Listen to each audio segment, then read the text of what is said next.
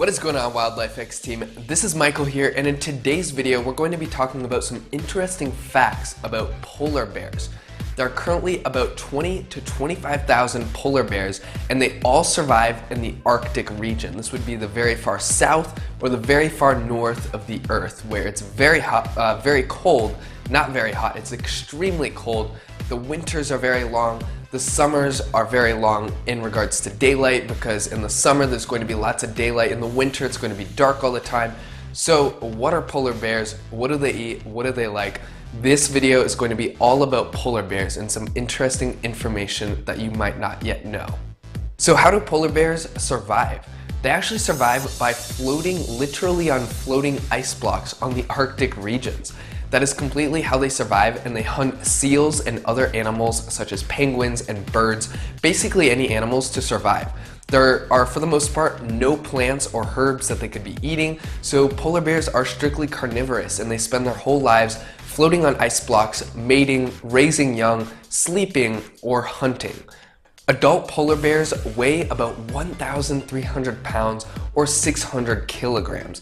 They can be about 10 feet tall, and they live to be about 25 years old. They reach sexual maturity at about 4 years old. They can be very, very small when they're young, and they grow to be absolutely huge. In fact, they are the largest mammals and the largest carnivores currently alive on Earth.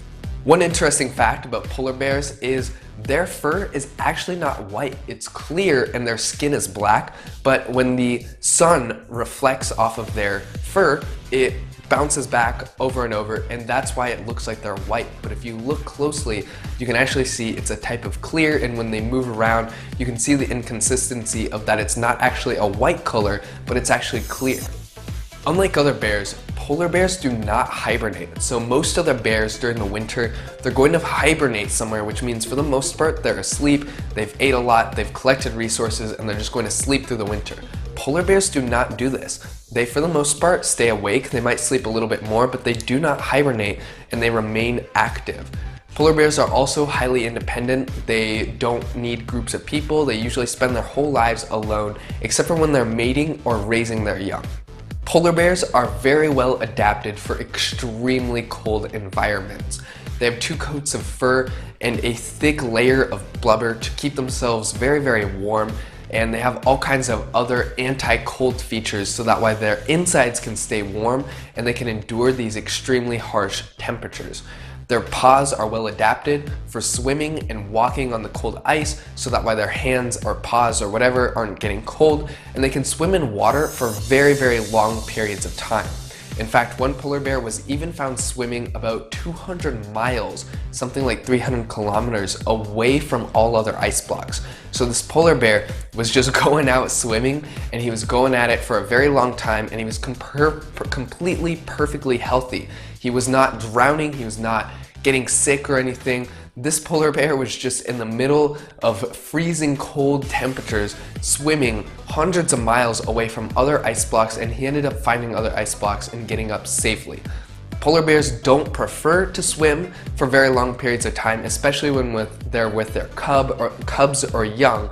Instead, they prefer just to float on the ice blocks until they find food, but they do swim when they're hunting to go surprise their prey, and if they feel like they need to swim or they want to swim somewhere, they can do so for a very long time before getting fatigued or cold or any other issues. Again, polar bears are strictly carnivorous. They hunt primarily on seals, but they'll also eat basically any type of meat.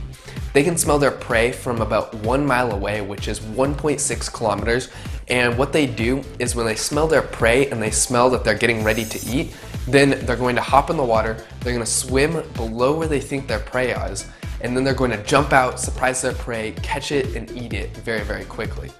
When they eat, this can keep them going for a week or even 2 weeks, sometimes even longer, and they try to eat as often as possible. And like we said earlier, polar bears are primarily independent. They don't hang around other people, they don't form little communities like humans or raccoons or other types of animals. Instead, they live, for the most part, on their own, except for when they're mating. When the female mates, she begins to hunt a ton, and she starts collecting food and building up her fat reserves so that way her cubs have something to eat, so that way she can survive, and then she will stay with her cubs for about the 4 years until they reach sexual maturity. Then the new adult polar bears will go off on their own, they will mate, they will do whatever a polar bear wants to do, which is usually just floating around, sleeping, eating, and mating. Cubs are highly dependent on their mother until those 4 years, so they're going to hang around their mother, and during that time, the mother is going to hunt a lot, and they're also going to avoid swimming because cubs are going to get colder a lot quicker in the water. So they're mainly just going to be on ice blocks, hanging out, doing whatever, hunting, and then when they grow up, they're going to go on their own, live for another 2 decades usually, and then they're going to pass away. Due to increases in global warming, basically the Earth's temperature is slowly increasing. Due to this, the ice caps which polar bears float on is actually beginning to melt and disintegrate, and so polar bears are having less ice blocks to float on, and they're going to have to go more and more north in order to survive. So the polar bear population is slowly decreasing, which may affect these Arctic environments. We're not entirely for sure what the effect of the ecosystem will be because these animals hunt primarily on seals and other animals which are going to be hunting fish or other animals even more. So these animals are starting to die off slowly because of the Earth's temperature increasing, and they're finding it increasingly hard to float on ice blocks. They might get stranded in the water and something might happen. So we'll see what happens in the future.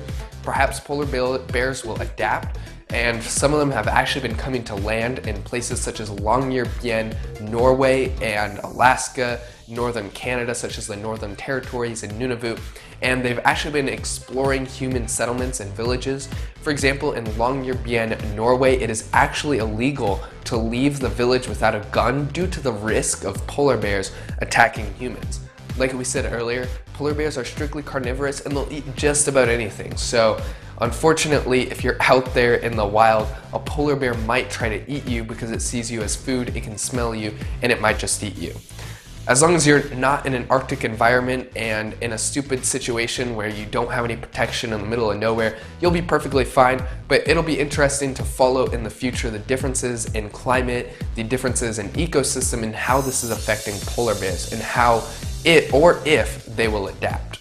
So that's it. That's some interesting facts about polar bears. We hope you guys enjoyed the video, and if you have any questions about polar bears, leave it in the comment section below.